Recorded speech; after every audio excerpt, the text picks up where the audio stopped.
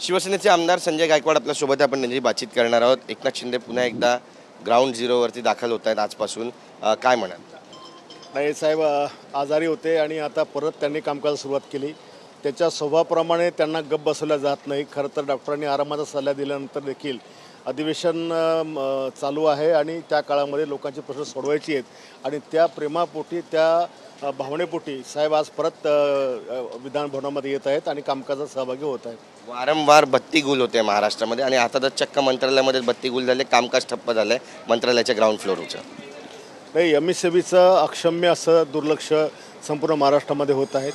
ग्रामीण भाग तर इतका त्रस्त झालेला आहेत की शेतामध्ये लोकांना पाणी द्यायला देखील लाईन मिळत नाही, रात्रीची लाईन मिळत नाही.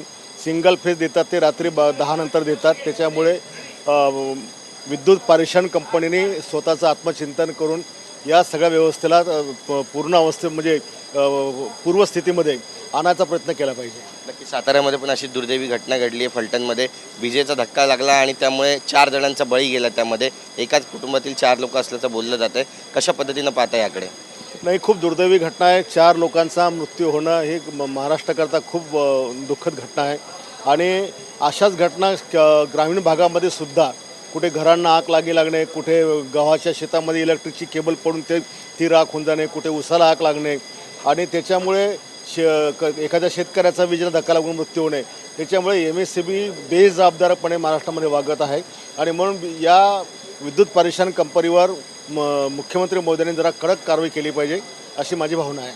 भिवंडीतील एका नगरसेवकाचा रुग्णांच्या नातेवाईकांसोबत पेशंट आणि त्यांच्यासोबत मिळून रुग्णालय कर्मचाऱ्यांना मारहाण केल्याचा एक व्हिडिओ व्हायरल होतो आहे सध्या आणि याबाबत विरोधक टीका करतायत सत्ताधाऱ्यांवरती की हा सत्तेचा माज आहे.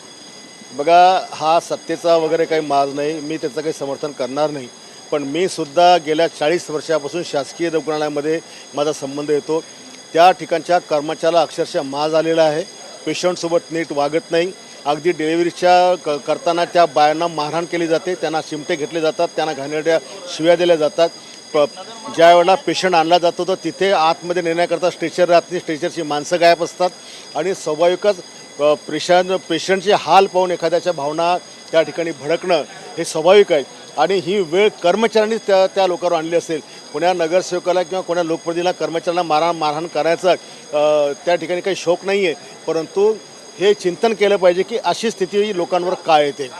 सरकारी दवाखान्यातली परिस्थिती इतकी प्रचंड वाईट आहे सगळ्या महाराष्ट्रामध्ये आणि ती सुधारली पाहिजे आणि तिथे पेशंटला अवहेलना होते म्हणूनच कुणातरी नगरसेवकाचा हात त्या ठिकाणी वर जातो. नक्कीच डान्स बार विरोधी सुधारणा विधेयक विधानसभेमध्ये मंजूर झालं आहे. किती महत्त्वाची बाब आहे?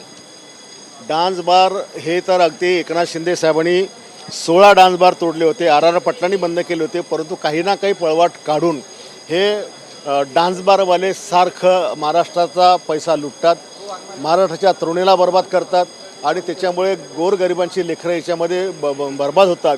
आणि मग असा काही कायदा आता आणण्याचं मुख्यमंत्र्यांनी घोषणा केली की याच्यामधून कुठल्याही डान्स बारवाल्यांना पळवाट मिळणार नाही आणि म्हणून मी सरकारचं या विषयामध्ये अभिनंदन करेन. ऑपरेशन टायगर नंतर ऑपरेशन तुतारी पण सक्रिय झाल्याचं बोललं जाते, कारण विधानसभेमध्ये आपण पाहतोय की जयंत पाटलांकडून त्यासोबत जितेंद्र आव्हाड यांच्याकडून बावनकुळे यांचं कौतुक केलं जातं आहे. एका पंचतारांकित हॉटेलमध्ये यांची भेट झाली अशी पण माहिती आहे. काय नेमकं पडद्यामागे सुरू आहे?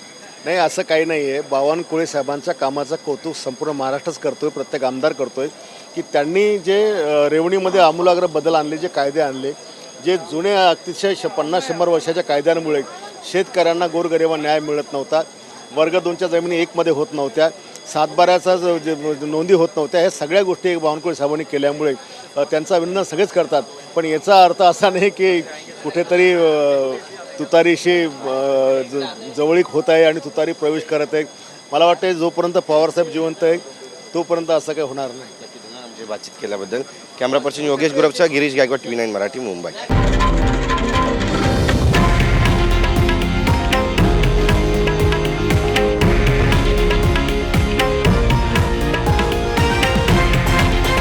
हे आहे देशातील नंबर 1 न्यूज नेटवर्क आणि आपण पाहत आहात TV9 मराठी, एकमेव.